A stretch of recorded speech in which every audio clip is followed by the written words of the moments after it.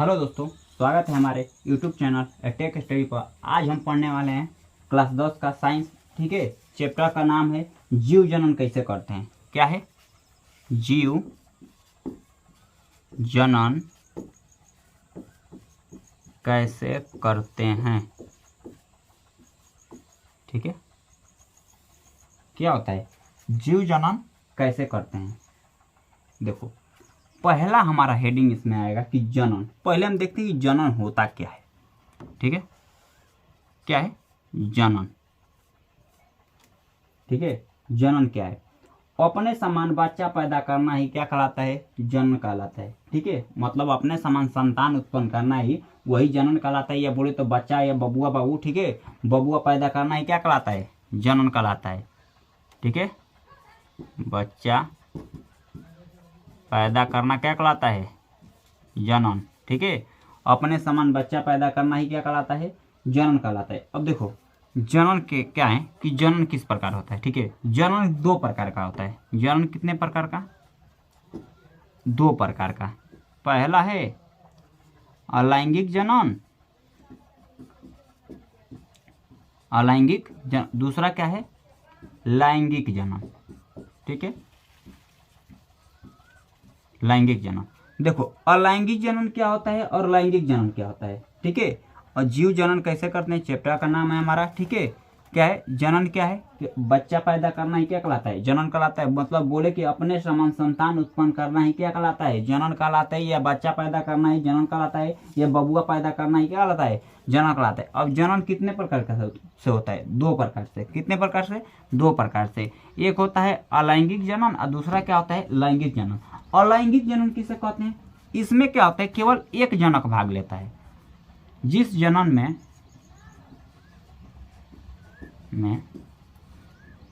केवल एक जनक भाग लेता है,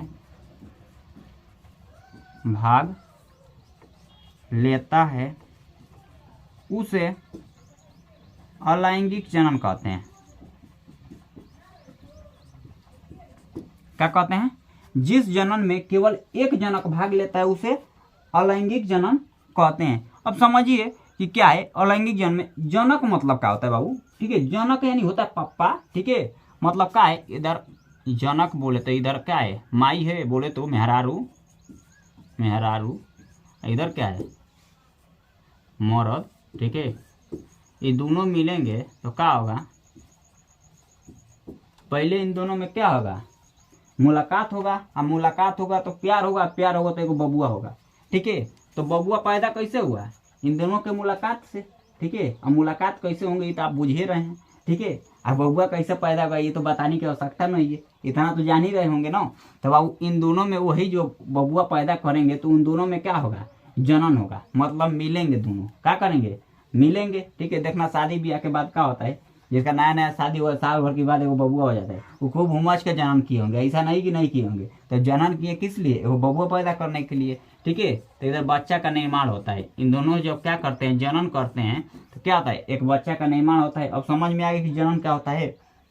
ठीक है, जिसमें क्या होता है, अब देखो कि इसमें बोला है कि अलैंगिक जनन। ठीक है, अब इसमें जिस जनन में केवल एक जनक, इसमें तो दो जनक दिख रहे हैं, लेकिन जिस जनन में केवल एक जनक भाग लेंगे उसे क्या कहेंगे? अलैंगिक जनन। या तो मर्दे होगा या तो मेहरुए होगा। ठीक है, बोलो तो या तो नर होगा या तो मादा होगा। बहु देखो, बायो की शब्द में क्या होता है, बायोलॉजी में बहुत बच्चे कंफ्यूज होते हैं कि नर और मादा किसे कहते हैं। ठीक है, नर बोलते हैं मर्द को। ठीक है, मर्द यानी पुरुष। ठीक है, मादा बोलते हैं मेहरारू को। मेहरारू को मतलब समझ रहे हैं ना, आपका बियाह हो जाएगा तो वो मेहरारू आ जाएगी।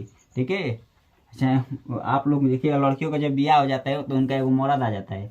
ठीक है, हम बहुत देखे हैं कि क्या होता है कि बहुत लोग बैठे रहते हैं ना, तो कहते हैं सब क्या क्या, जैसे कि दो औरत बैठे रहेंगी, चार गो ना, तो क्या कहेंगी सब कि देख तो मर्द आवत है। और दो चार गो लड़का बैठे रहेंगे ना जिनका शादी ब्याह हो गया है, तो वो नहीं कहेंगे, बहुत गड़बड़ हो जाता है। इधर समझिए, तो यहाँ नर और मादा में अंतर समझ में आ गया कि नर और मादा में अंतर क्या है। नर किसे कहेंगे? मर्द को। मादा किसको कहेंगे? मेहरारू को। बोले तो नर मादा समझ, स्त्री और पुरुष। ठीक है, या पुरुष ये क्या है? मर्द का मतलब पुरुष और इसका स्त्री।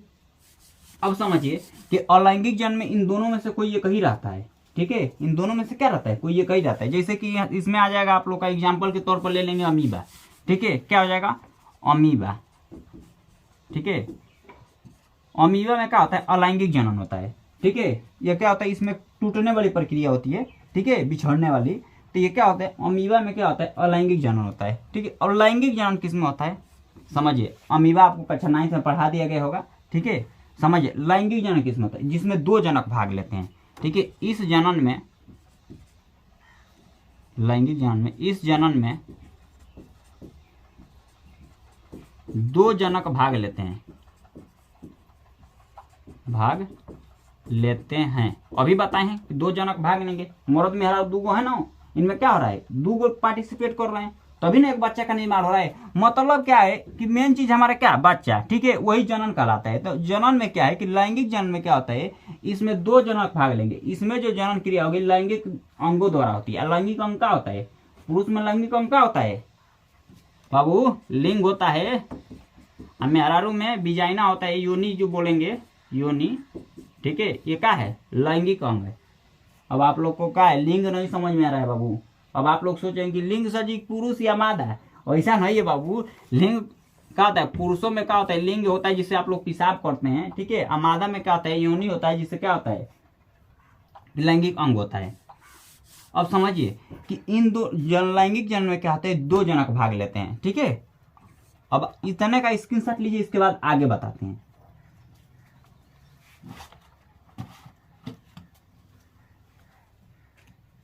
ठीक है,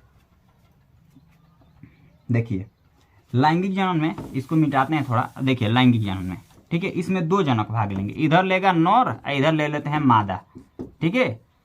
नर में क्या होता है, नर में शुक्राणु पाया जाता है, नर युग्मक पाया जाता है। क्या होता है, नर युग्मक। मादा में मादा युग्मक, ठीक है।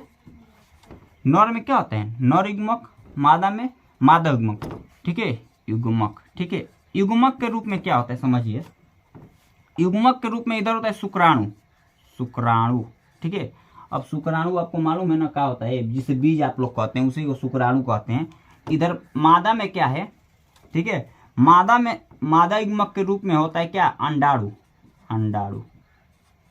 अब आप लोग के अंदर एक कंफ्यूजन है कि सर जी अंडाणु क्या होता है और शुक्राणु क्या होता है, उसे समझाते हैं। इधर समझिए कि अंडाणु जो होता है, ये पुरुष का जो सिस्टम आपको दिख रहा है ना, ठीक है, इसमें होता है शुक्राणु का निर्माण, इसमें होता है, ठीक है। आगे बताएंगे पढ़ाएंगे तो, ठीक है।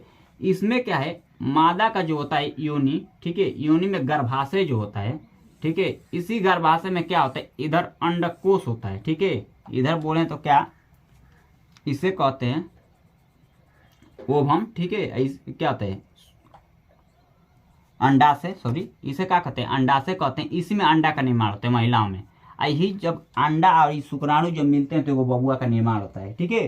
तो इसमें क्या होता है, देखिए इसमें शुक्राणु है, ये अंडा है, ये जब दोनों मिलेंगे, ठीक है, क्या होगा, मिलेंगे तो मिलने की, मुलाकात करने की प्रक्रिया क्या कहलाती है, निषेचन, निषेचन, ठीक है। मिलने की प्रक्रिया निषेचन। युग्मक युग्मक मिलेंगे, इधर युग्मक युग्मक मिल रहे हैं तो युग्मक युग्मक मिलकर युग्मनज का निर्माण करेंगे, जिसे आप लोग क्या कहते हैं, बबुआ, बच्चा, बबुआ या बच्चा या शिशु बोल सकते हैं, ठीक है।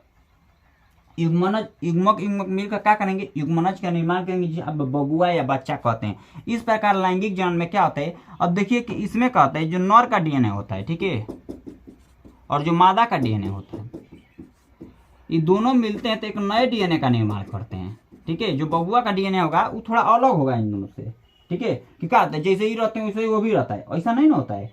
इनमें जो बनते हैं एक नए डीएनए का निर्माण करते हैं, ठीक है। जैसे क्या आप दाल में चावल ढोलेंगे तो दाल भात हो, खिचड़ी बन जाता है, ठीक है। तो इसी तरह इनमें भी होता है, ना कि वह निकलेगा, ठीक है। तो इसमें एक नए डीएनए का निर्माण होता है। इसका स्क्रीनशॉट लीजिए, इसके बाद आगे बताते हैं।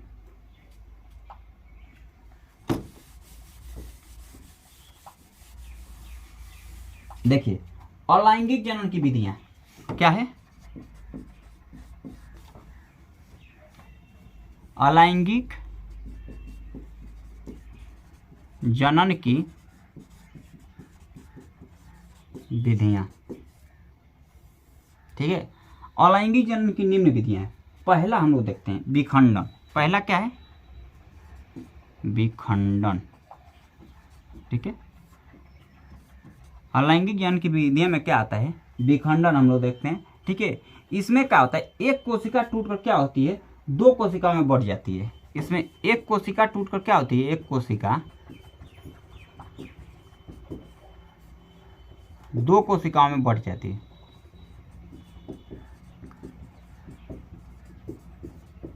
बढ़ जाती है जिसे क्या कहते हैं? विखंडन कहते हैं। मतलब एक जो कोशिका होगी वो दो कोशिकाओं में बढ़ जाती है, जिसे क्या कहते हैं?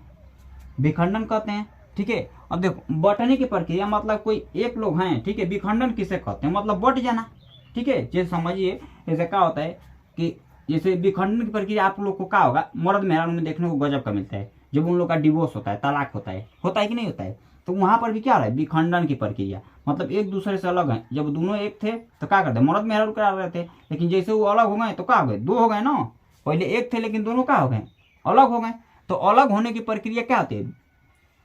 विखंडन कहलाती है। ठीक है, जैसे एक कोशिका टूटकर दो कोशिका में बढ़ जाना, जैसे अमीबा, इसमें क्या आ जाएगा? अमीबा।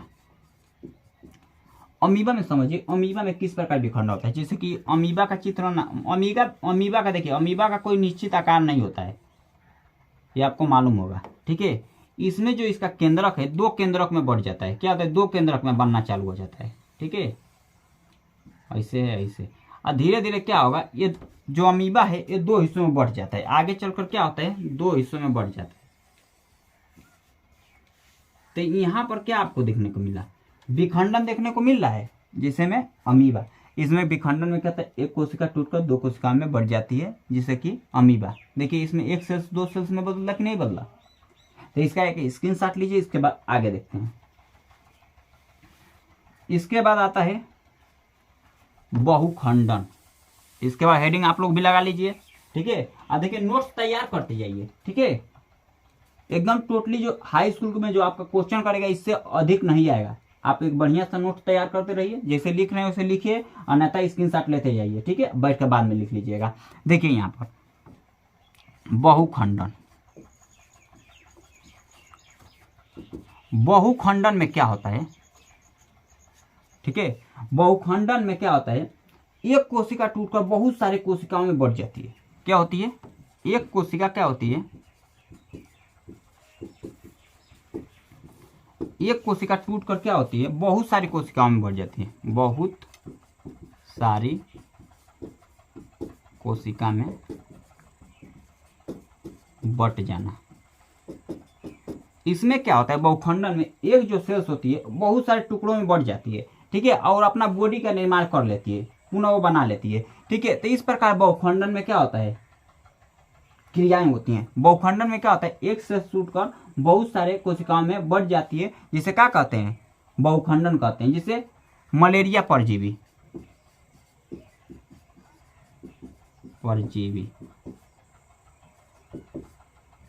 मलेरिया परजीवी। यह क्या होता है? एक सेल्स में टूटता है और कई सारे सेल्स में बढ़ जाता है। मतलब इसे जितने हिस्से में काट कर फेंक देंगे उतने को हिस्सों में क्या होगा? ये अपना बॉडी बना लेता है। यह होता है मलेरिया परजीवी। इस प्रकार इसमें जनन होता है। इसके बाद आता है आप लोग का पुनरुद्ध भवन। इसको स्क्रीनशॉट लीजिए, उसके बाद बताते हैं। आता है आपका पुनरुद्ध भवन।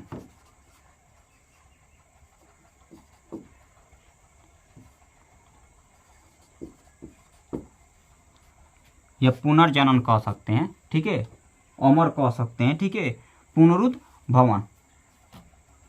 देखिए पुनरुद्ध भवन में क्या होता है? एक सेल्स टूटकर क्या होती है?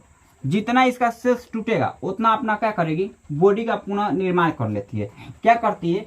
एक सेल्स टूटती है तो वो अपने बॉडी को क्या करती है? पुनः बना लेती है। इसमें क्या होता है? इसे जितने हिस्सों में काटा जाता है, इस में जिस सेल्स को काटा जाता है, जिस कोशिका को जितने हिस्सों में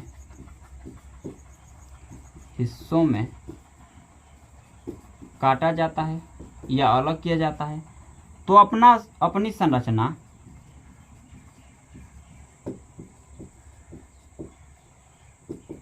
पुनः बना लेती है,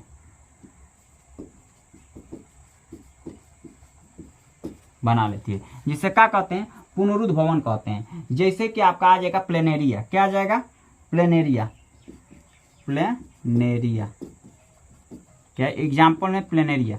इसको आप क्या करेंगे, जितने हिस्सों में काटेंगे उतना हिस्सा को, जैसे कि क्या हो गया प्लेनेरिया के, जैसे क्या क्या प्लाज्मोडियम का अलग होता है प्लेनेरिया, ठीक है, जैसे कि कोई सेल्स है, ठीक है, इसको आप यहाँ से काट दिए, ठीक है, तो ये क्या करेगा, ये जो ऊपर वाला हिस्सा है नीचे का पूरा बॉडी बना लेगा, ये बीच वाला जो हिस्सा है ऊपर का हिस्सा बना लेगा और नीचे का हिस्सा बना लेगा, ये नीचे वाला जो हिस्सा है ये क्या करेगा, ऊपर की संरचना बना लेगा।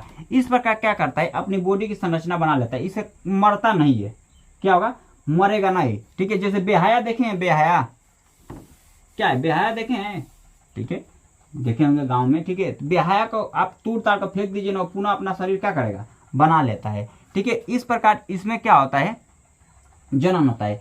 इसके बाद आता है आपका मुकुलन, इसके बाद क्या आता है, मुकुलन,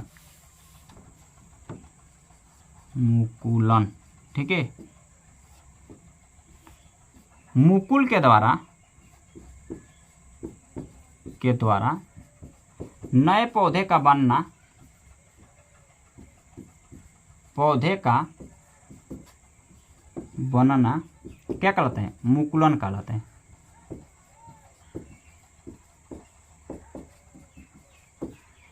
मुकुल के द्वारा नए पौधे का बनना क्या कहलाता है, मुकुलन कहलाता है, ठीक है। मतलब क्या आ जाएगा, जैसे कि हाइड्रा आपका आ जाएगा, हाइड्रा जानते हैं, हाइड्रा की जो संरचना होती है वो कुछ इस तरफ होती है, ठीक है, ये हाइड्रा की संरचना है, ठीक है। अब ये क्या करता है, जैसे कि एक अपना मुकुल निकालता है, ठीक है, ऐसे अपनी संरचना छोटा सा एक पौधा निकालता है मुकुल की तरह, ठीक है। ये बोल सकते हैं कि ऐसे ही अपना संरचना एक बनाता है, जो क्या करता है कि ये कुछ समय बाद ये क्या करता है, इससे अलग हो जाता है, अलग होने के बाद ये क्या करता है, अपनी बॉडी की संरचना क्या करता है, सेम इसी की तरह क्या करता है, बना लेता है। यह है मुकुल, ठीक है। मुकुल के द्वारा नए पौधे का बनना ही क्या कहलाता है, मुकुलन कहलाता है। यह आपकी हो गई अलैंगिक जनन की विधियां, ठीक है। इसका स्क्रीनशॉट लीजिए, इसके बाद आगे बताते हैं।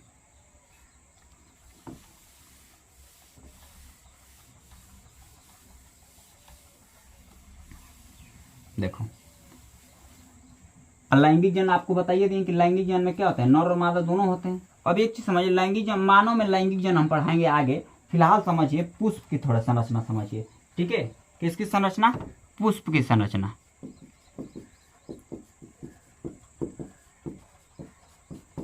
क्या है, पुष्प यानी फूल की संरचना, ठीक है। तो फूल में थोड़ा हम पुष्प की संरचना समझते हैं, उसके बाद आगे बताते हैं आपको, ठीक है।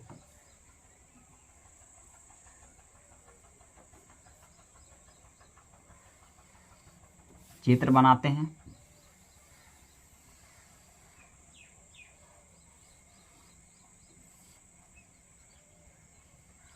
आप लोग भी साथ में चित्र बनाइए, बना सकते हैं तो।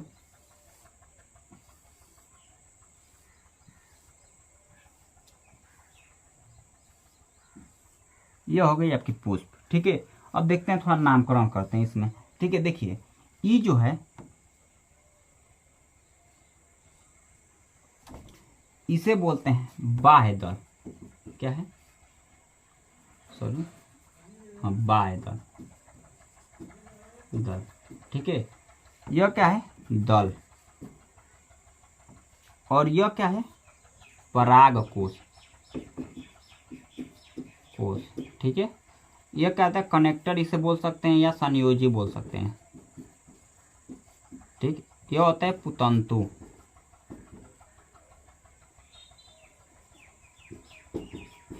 पुतंतु, ठीक। यह होता है वर्तिकाग्र, क्या है, वर्तिकाग्र, ठीक है। इसमें होता है इधर इस तरफ होता है, ठीक। इसे बोलते हैं बीजांड, ठीक है। ये होता है बीजांड, इसे बोलते हैं क्या, अंडाशय, अंडाशय, ठीक है। वर्तिकाग्र, वर्तिका, इसे बोलते हैं वर्तिका, वर्तिका, ठीक है। इसके बाद ये होता है बीजांड द्वार, ठीक है, बीजांड द्वार, ठीक है। ये सारी चीजें संरचना आपको देखने को मिलेगी। अब एक चीज समझिए, इसे बाह्य दल क्यों बोलते हैं, ठीक है। इसके देखिए, ये जब क्या होता है, जब ये समूह में हो जाता है ना, ऐसे ऐसे रहता है, एक हरे कलर रंग का होता है, कैसा होता है, हरा होता है। इसके समूह को क्या बोलते हैं, समूह को बाह्य दल पुंज बोलते हैं, बाह्य दल पुंज क्या बोलते हैं, बाह्य दल पुंज बोलते हैं। इसे क्या बोलते हैं, दल है तो इसके समूह को देखिए, ये कई पत्तियां होती हैं पौधे में, देखिएगा जो कली की अवस्था में, जैसे कि पौधा है ना, फूल है ना, ये फूल के ऊपर एक कवर रहता है, कवर में रहती है जब कली रहती है तब, मतलब कोढ़ी जब रहता है तब, जब ये कोढ़ी जब खिलती है तो जिसमें कोढ़ी जो रह रही है ना, तो ये जो हरे कलर का जिस कवर में रहती है उसे ही क्या कहते हैं, बाह्य दल पुंज कहते हैं, उसे क्या कहते हैं, बाह्य दल पुंज कहते हैं, ठीक है। और जब वो फैल कर उसमें से जो रंग बिरंगे जो पत्तियां निकलती हैं, ठीक है, जो फूल का जो रंग होता है उसे कहते हैं दल पुंज, उसे क्या कहते हैं, दल पुंज, ठीक है, क्या है, दल पुंज। यही क्या करता है, भौरों को अपने पास बुलाता है, ठीक है। इसी को देख कर क्या होता है, आप आकर्षित होते हैं, क्या होते हैं, आपको अच्छा लगता है, क्या है ये, पुष्प है, ठीक है। इसके बाद हम लोग देखते हैं आगे, यह होता है क्या, पुतंतु होता है एक, यह क्या होता है, परागकोश। देखिए इसी में परागकण का निर्माण होता है, इसी में क्या होता है, परागकण का निर्माण, इसी में क्या होता है, परागकण का क्या होता है, निर्माण होता है। अब देखिए इसमें जब परागकण का निर्माण होता है तो आपने सोचिए कि ठीक है कि परागकण यहाँ पर बन रहा है, तो ये कौन सा हिस्सा है, इसे बोलते हैं क्या, नर भाग। इसे क्या कहते हैं, ये पुष्प का, देखिए पुष्प का ये जो हिस्सा है इसे नर बोलते हैं, इसे नर भाग होता है, ठीक है। उभयलिंगी पुष्प है, ठीक है, उभयलिंगी पुष्प में नर और मादा दोनों होते हैं।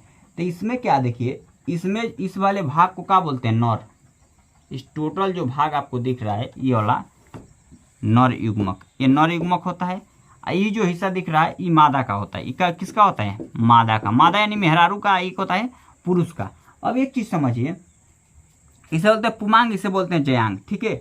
अब एक चीज समझिए, इतना तो समझ में आ गया कि क्या होता है, ये पुतंतु होता है। अब देखिए कि इसमें क्या होता है, पुष्प में जो जनन होता है किस प्रकार, जनन चक्र पढ़ रहे हैं ना, तो जनन ही देखना है। तो पुष्प में जो जनन होता है वो किस प्रकार होता है, देखिए पुष्प में जनन दो प्रकार से होता है, मतलब कि पहला होता है परागण, ठीक है, पहला नहीं है, परागण कहलाता है, ठीक है। जनन जैसे कि पुरुषों में क्या होता है, जनन कहलाता है, तो इसमें जो जनन कहलाता है वो परागण कहलाता है, क्या कहलाता है, परागण। देखिए ये पराग कण जो है, ठीक है, ये पुरुष का क्या होता है, नर युग्मक कहलाता है, क्या होता है, नर युग्मक, ठीक है। ये जो मादा का बीजांड इसे मादा युग्मक कहते हैं, ठीक है। तो समझिए कि जो वर्तिकाग्र है, ठीक है, तो पराग कण का वर्तिकाग्र तक पहुंचना ही परागण कहलाता है, क्या कहलाता है, पराग कण का वर्तिकाग्र तक पहुंचना ही क्या कहलाता है, परागण कहलाता है। पहले इसका एक स्क्रीनशॉट ले लीजिए, उसके बाद छोटा सा चित्र बनाते हैं, उसके बाद परागण, स्वपरागण और परपरागण आपको समझाते हैं, ठीक है। इसका हो गया, ठीक है। पुष्प की संरचना में इतने सारे अंग होते हैं, ये आपको याद करना पड़ेगा, ठीक।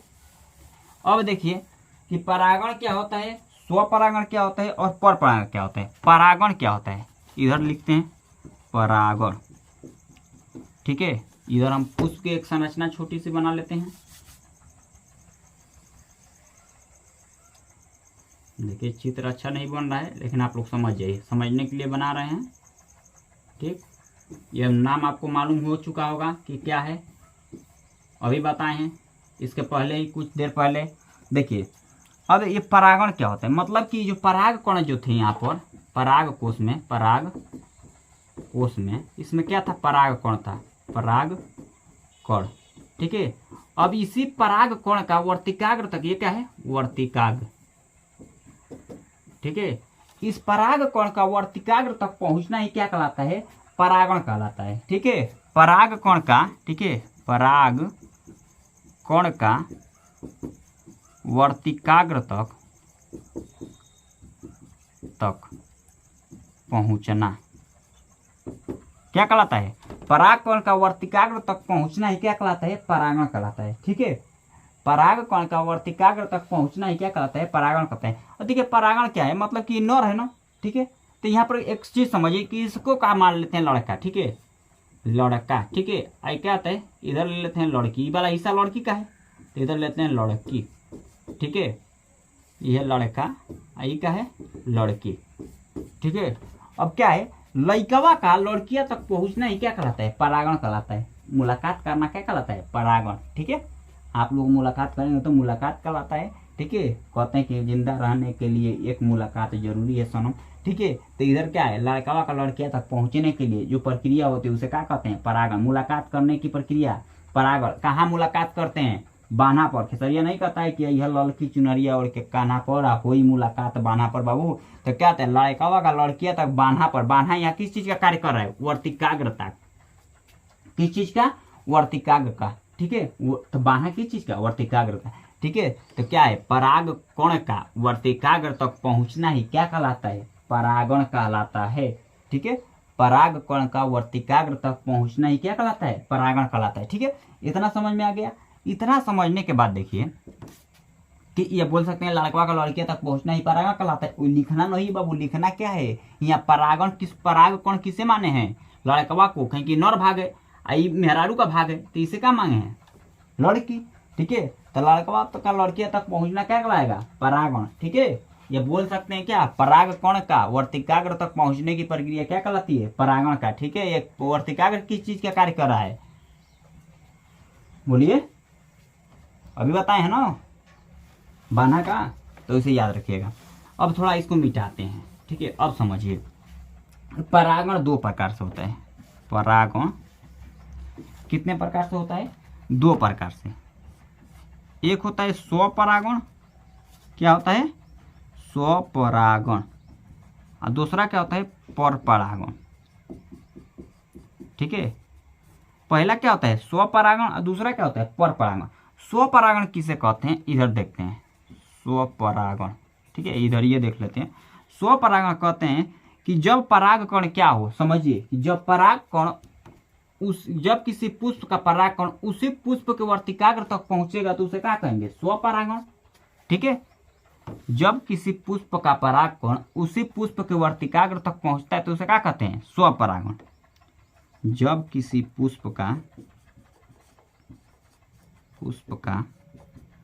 परागकण उसी पुष्प के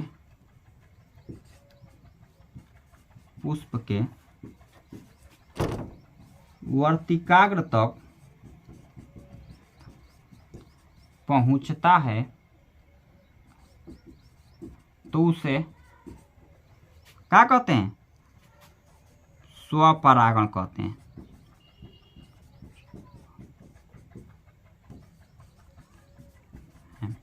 ठीक है।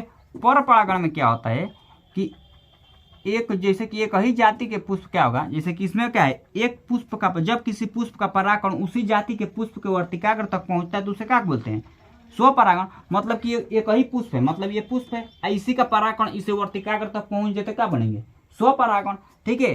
परपरागण में क्या होता है कि देखिए, परपरागण में इधर एक चित्र बना लेते हैं पुष्प का, बन नहीं रहा है से जी, हाँ देखिए, ये समझिए, बस समझने के लिए है। देखिए, परपरागण में क्या होता है कि एक क्या होता है, जब किसी पुष्प का परागकण उसी जाति के किसी दूसरे पुष्प के वर्तिकाग्र तक पहुंचता है तो उसे क्या कहेंगे, परपरागण। मतलब कि इसका जो परागकण है, इस वाले, मतलब इसी का पौधा है ना, सेम पौधा है, तो ये दूसरे पुष्प का परागकण पहले वाले पुष्प के वर्तिकाग्र तक पहुंचता है, मतलब इसका परागकण कहाँ उठकर, यहाँ पर उठकर आता है, तो इसे बोलेंगे क्या, परपरागण, ठीक है। जब इसका परागकण इसके पहुंच जाएगा तो वो क्या बोलेंगे, परपरागण। जैसे क्या होगा, जब किसी पुष्प का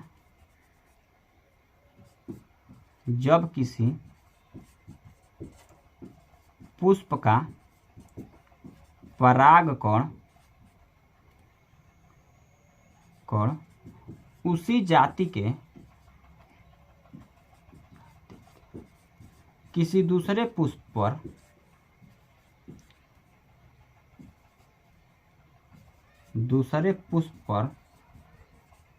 किसी दूसरे पुष्प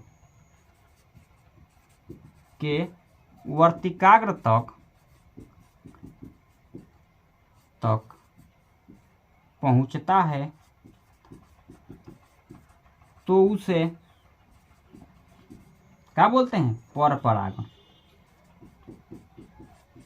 क्या बोलेंगे?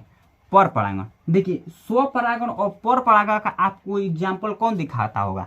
ठीक है, देखिए स्वपरागण जो होता है वो किसमें होता है, मतलब समझिए, हम समझाते हैं आपको अपने अंदाज में। ठीक है, इतना का स्क्रीनशॉट ले लीजिए, उसके बाद समझाते हैं। ठीक है,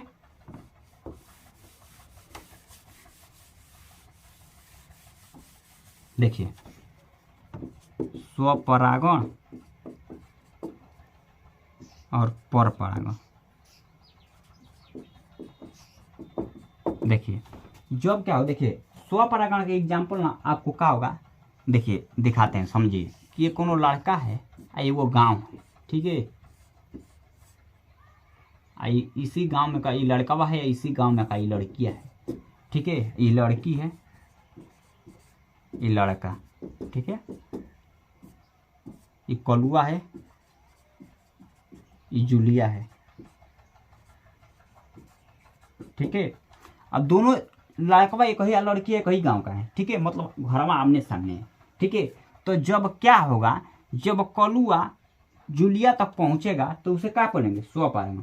जब लड़का का हो, एक ही गांव में का हो, ठीक है, छते छते पर मुलाकात हो जाए, इस छत पर वो चढ़ जाए, इस छत पर ही चढ़ जाए, इधर से नैन माटाका हो जाए बाबू। ठीक है, इधर से कलुआ पहुंच जाए धर से। ठीक है, तो क्या होगा? स्वपरागण। जब क्या हो, देखिए अब पर परागण में क्या होता है, जब लड़कियां का हो दूसरे गांव की हो, मतलब कि जो जूलिया है ये का हो दूसरे गांव की हो।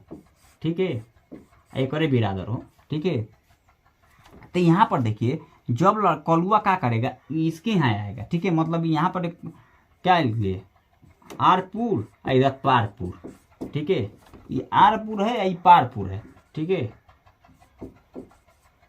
देखिए ये क्या है, कलुआ का जो गांव है क्या है? आरपुर है, और जूलिया का जो है गांव का है पारपुर है। तो लड़का जब कलुआ क्या करेगा, आरपुर से पारपुर पहुंचेगा, ठीक है, तो उसे क्या कहेंगे? पर परागण। ये इसका एग्जाम्पल आपको एक और होता है, देखिए इस तरह भी हो जाएगा, या तो एक और एग्जाम्पल है, जैसे क्या होता है हिंदुओं में, देखिए मुसलमानों में जो बिया होता है घर के आमने सामने हो जाएगा। ठीक है, तो वहां पर स्वपरागण। जब दुल्हनिया का हो गाँव में की हो तो स्वपरागण। लेकिन हिंदुओं में क्या होता है कि हिंदुओं में जो शादी ब्याह होता है, देखिए दुल्हन कौन और ही गाँव का रहेगी या दूल्हा कौन और ही गाँव का, लेकिन बिरादर दोनों एक ही रहेंगे, रहते हैं कि नहीं रहते हैं। तो हिंदुओं में इस प्रकार होता है, मतलब पर परागण। जब क्या हो, दुल्हन गाँव में की हो तो स्वपरागण, और जब दुल्हन दूसरे गाँव की हो तो वहां पर परागण। जब क्या हो, दुल्हन के लिए लेने के लिए गौवा में ही पहुंच जाए तो स्वपरागण, और जब दुल्हन को लेने के लिए लड़कवा किसी दूसरे गांव में पहुंचे तो उसे बोलेंगे पर परागण। ठीक है, अब इतना नोट कीजिए, इसके बाद हम आगे बोलते हैं।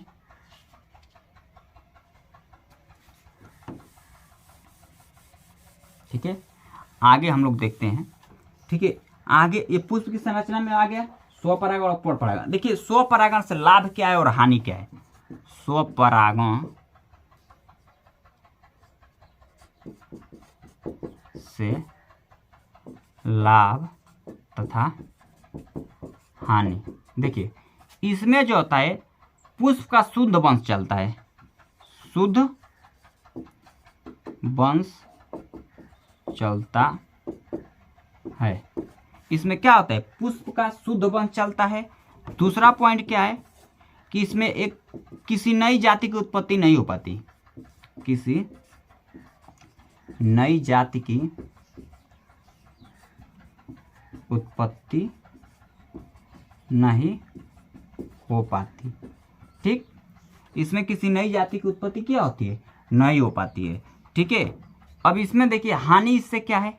ठीक है, सॉरी लाभ तो इसमें क्या था, सॉरी ये तो हानि लिख दिए। इसमें क्या है, इससे लाभ यह है कि इसमें शुद्ध वंश चलता है। यह हानि लिख दिए कि इसमें किसी नई जाति की उत्पत्ति नहीं हो पाती, यह हानि है, नई जाति की उत्पत्ति नहीं हो पाती। ठीक है, क्या होते हैं, नई जाति की उत्पत्ति नहीं हो पाती। लाभ में दूसरा क्या है इसका, ठीक है, इसमें परागकण की आवश्यकता बहुत कम होती है, कण की आवश्यकता क्या होती है, कम होती है। इसमें क्या होता है, हानि क्या है इससे, ठीक है। इससे हानि यह चीज़ है कि हानि तो लिखवा दिए हैं कि नई जाति की उत्पत्ति नहीं हो पाती, और क्या होता है इसमें जो फल बनते हैं अच्छे नहीं होते हैं। दूसरा क्या है कि फल क्या होंगे, छोटे होते हैं, फल छोटे होते हैं तथा बीज शीघ्र नहीं पकते, बीज शीघ्र नहीं पकते हैं। क्या होता है इसमें, क्या है लाभ है कि वन शुद्ध वन चलता है, परागण की आवश्यकता कम होती है, परागकण की आवश्यकता कम होती है, नई जाति की उत्पत्ति इसमें क्या होती है, नहीं होती है, फल के छोटे तथा क्या होते हैं, शीघ्र नहीं पकते हैं, ठीक है। इसमें क्या होता है, इससे लाभ तथा हानियां हैं। अब आते हैं कि पर परागण से लाभ तथा हानियां क्या है। पर परागण से लाभ तथा हानि, देखो पर परागण से जो लाभ और हानियां होती हैं वो देखिए, पर परागण में क्या होता है, इधर लिख लेते हैं क्या, लाभ, इधर लिखते हैं हानि। इसमें पादप का कहते नई जाति की उत्पत्ति होती है, उत्पत्ति होती है, ठीक है। क्या होती है, नई जाति की उत्पत्ति होती है, उत्पत्ति होती है पहला। इसमें क्या होता है हानि, इससे क्या है कि इसमें परागकण की आवश्यकता बहुत ज्यादा होती है,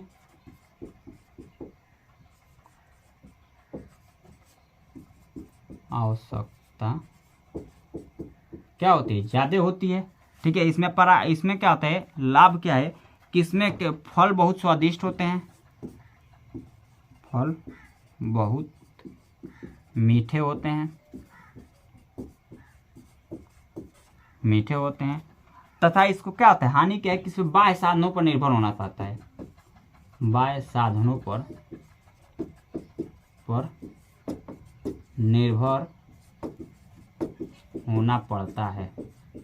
क्या होता है, बाह्य साधनों पर निर्भर होना पड़ता है। बाह्य साधन क्या है आपका, जैसे कि भौरा होता है, ठीक है, पुष्प में वो जो रंग करता था, भौरे को बुलाता था, तो इसीलिए ना बुलाता था, तो इस पे क्या होता है, बाह्य साधनों पर क्या होता है, निर्भर होना पड़ता है। इसमें क्या होता है, नई जाति की उत्पत्ति क्या होती है, हो जाती है, लाभ है। इसमें क्या होता है हानि, दूसरा हानि क्या है, परागण की आवश्यकता क्या होती है, ज्यादा होती है, फल बहुत स्वादिष्ट होते हैं, मीठे होते हैं। इसमें क्या होता है, बाह्य साधनों पर निर्भर होना पड़ता है। यह हो गया स्वपरागण से लाभ तथा हानियां, ठीक है। इसके बाद आते हैं हम लोग, ठीक है, आगे। तो ये पुष्प में लैंगिक जनन हो गया। अब आगे देखेंगे हम लोग, ठीक है, आगे हम लोग को देखने को मिलेगा उभयलिंगी में क्या है, ठीक है। अब आते हैं कायिक जनन, कायिक जनन, ठीक है। अब कायिक जनन क्या होता है, कायिक जनन में देखिए, इसमें जो जनन होता है कायिक भाग द्वारा होता है। कायिक भाग क्या होगा, जड़,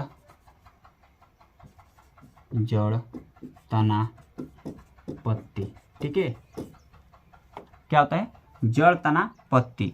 कायिक जनन में क्या होता है, इसमें कायिक जनन में वो होता है कि बिना बीज वाले पौधों में क्या होता है, कायिक जनन होता है। बिना बीज वाले पौधों में क्या होता है,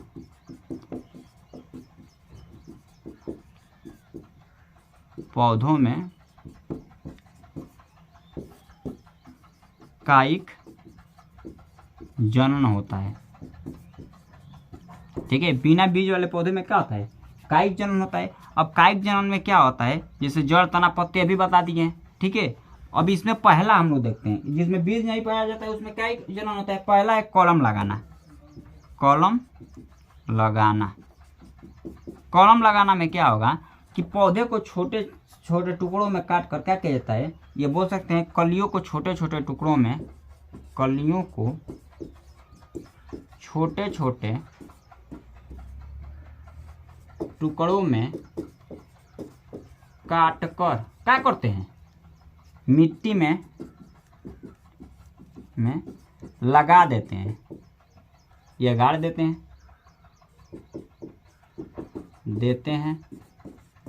तो कुछ समय के बाद उसमें से जड़ तथा पत्तियां निकल आती हैं, ठीक है। तो ये कॉलम लगाना हो गया, ठीक है। मतलब कि पौधा का टहनी है, इस टहनी को काट दिए यहाँ से ले जाकर इसे ग्राफ्टिंग लगा दिए, ठीक है। तो ये क्या हो गया, कॉलम लगाना, ठीक है। इसे कटिंग कहते हैं, ठीक है, इसे क्या कहते हैं, कटिंग कहते हैं। इसके बाद आपका आता है, हाँ इसका एक स्क्रीनशॉट लीजिए, उसके बाद आगे बताते हैं, दाब लगाना, ठीक है। इसके बाद आता है आपका दाब लगाना, दाब लगाना। देखिए दाब लगाने में क्या होता है कि इसमें जैसे कि ये पौधा है, एक पौधा का चित्र हम इधर बनाते हैं, ये पौधा है ना,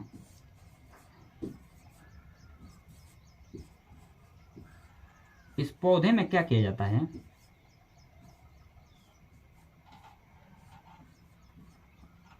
ठीक है,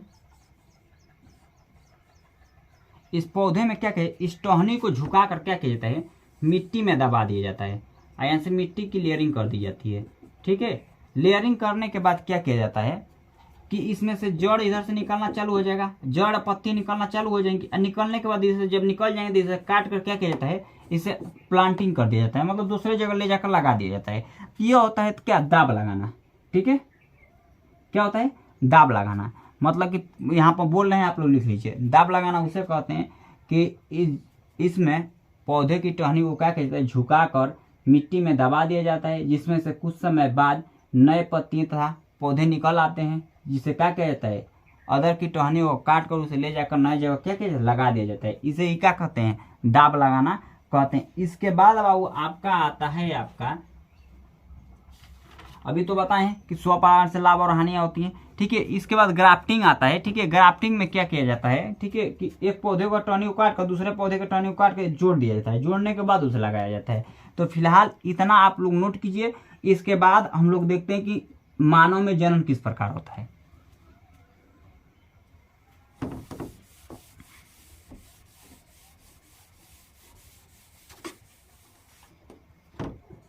मानव में जनन, ठीक है। मानव में जनन दो प्रकार से देखिए, सॉरी, मानव में जनन, मानव में एक नर जनन तंत्र होता है, नर जनन, और दूसरा पढ़ेंगे मादा जनन, जनन, ठीक है। क्या है, नर जनन और मादा जनन, ठीक है।